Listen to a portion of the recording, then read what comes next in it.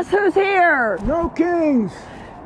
Do it! Hey boys, it's me, Bruce Springsteen! Don't I look tantalizing here with my man boobs revealed? Even though I have aged into a wrinkled yenta, I still have enough youthful energy to perform for my fans! Have you heard my latest song? No kings in the USA, I want no kings in the USA.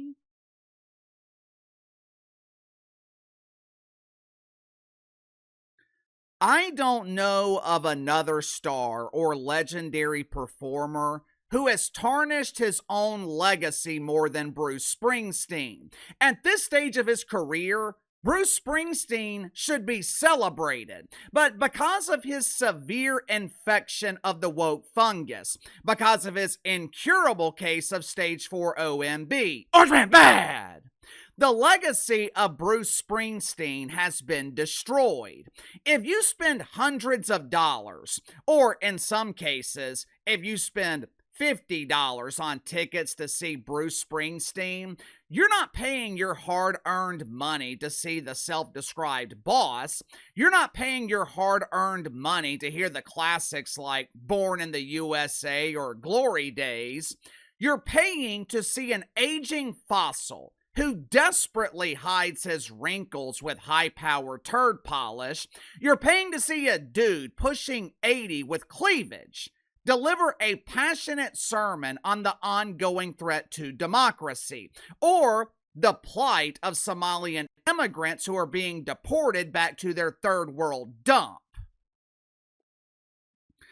Bruce Springsteen is no longer a legendary musical artist. Captain Doofus has become the lead pastor at Woke United Methodist. For some reason, these doofus Hollywood celebrities, they just don't get it. They don't understand that no one gives a damn about your politics. They don't understand that they are supposed to be entertainers, not indoctrinators. But believe it or not, there is one legendary performer who actually knows his role. And over the weekend, he reminded Brucey that he is supposed to be an entertainer. He's not supposed to be the lead singer of the band, Party of the Donkey. But before we get to the brilliant truth that was delivered by Mick Jagger, let's go and get to the sponsor for today's video, my good friends at American Attitude. Unsurprisingly, doofus Democrats tried to make July 4th intentionally divisive. It is abundantly clear at this point, the Party of the Donkey, they hate our country. But you can show your love and support for our great country and our great military with patriotic gear from American Attitude. American Attitude is more than a clothing brand. It is a movement for people who love faith, freedom, and a good punchline. They got plenty of hats and t-shirts that celebrate 250 years of American freedom. But my personal favorite, it's got to be the infidel t-shirts and hoodies where you are displaying your pride at being labeled as an infidel. They've also got patriotic hoodies and tumblers to keep the beverage of your choice iced down during the summer. American Attitude strives to bring patriotic Americans together through humor and unapologetic American grit. So click the link in the description or the pinned comment below. Use my promo code BTL10, BTL10. Receive 10% off your first purchase with American Attitude. Over the weekend, the legendary Mick Jagger was interviewed by the New York Times. Now, for all my Gen Z kids who have no idea who Mick Jagger is, he is the front man for the Rolling Stones, not the Doofus magazine. I'm talking about the band who was one of the biggest bands in the world back in the 1960s and 1970s. Somehow, even at 82 years old, and I think he will be 83 later this month, Mick Jagger and the Rolling Stones, they are still touring the world. As I have gotten older, and especially as I have watched my dad get older, I realized that the best way to stay young and healthy is to never stop working. My dad is 75. He's in better shape and better health than stagnant dudes in their 50s. While being interviewed by the New York Times, they asked Mick Jagger about the typical Rolling Stones concert.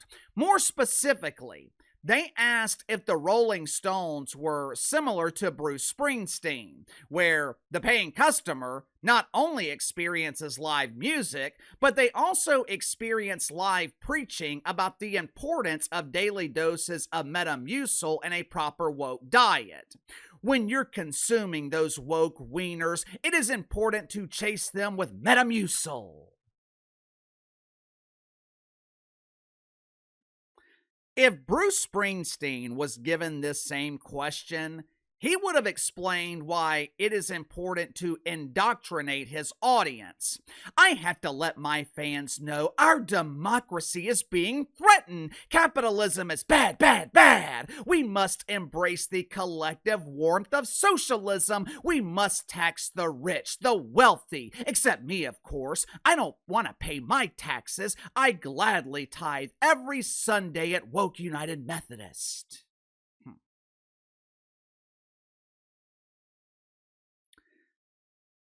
Mick Jagger doesn't understand Brucey's approach. Unlike Brucey, Mick Jagger doesn't view himself as a passionate preacher of the good word. Mick Jagger doesn't think it's his responsibility to spread the woke faith. When people pay hundreds or thousands of dollars to see the Rolling Stones, Mick Jagger believes it's his only responsibility to give them a good show, not a good sermon. Watch for yourself. Bruce Springsteen, who clearly sees his job as engaging in a meaningful back and forth with his audience. It means something different to him. Yeah. What does your relationship to the audience mean to you? What do they represent?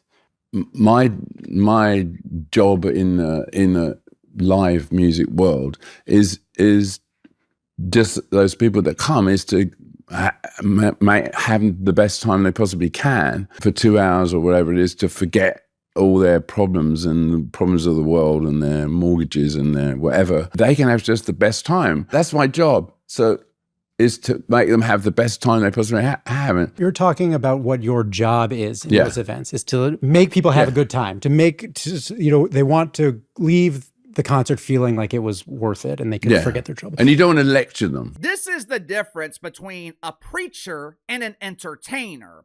When you pay to see Brucey, he thinks you're paying to be enlightened. He thinks you're paying to be awakened to the struggle. When the reality is, you're paying to be entertained.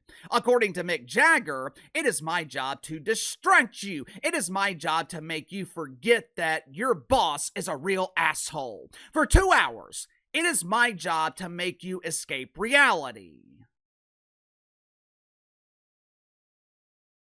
You know, one of my good friends is starting a YouTube channel. He loves to fish, so he wants to make YouTube videos about fishing.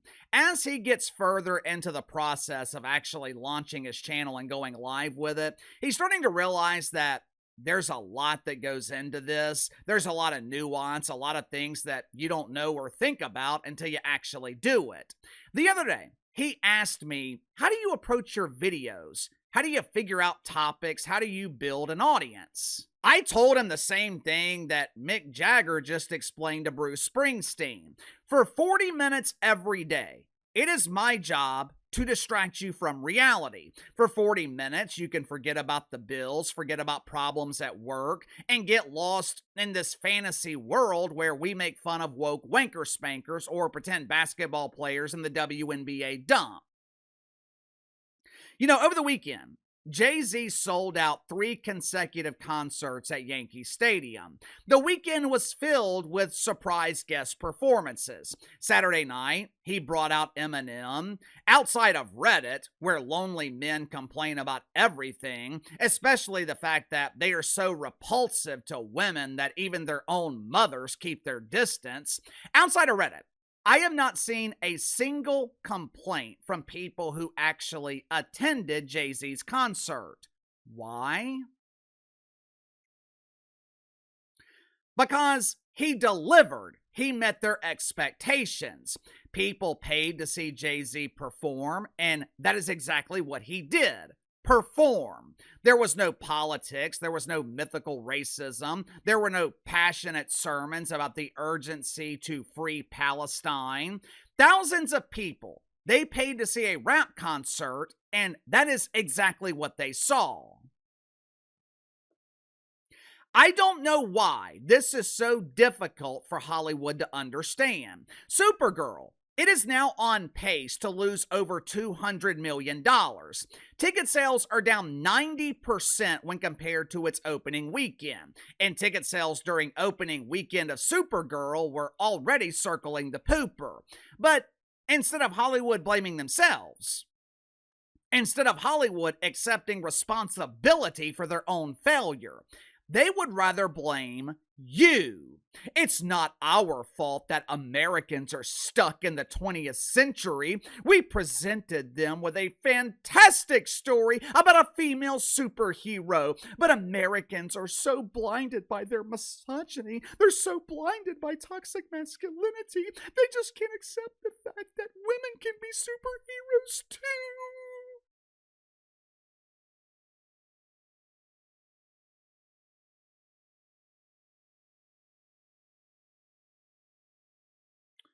Maybe Americans can't accept the fact that their entertainers have become indoctrinators. If I wanted a political lecture, I would watch Sean Hannity. If I wanted to be politically propagandized, I would watch Doink Uger and the Young Turds.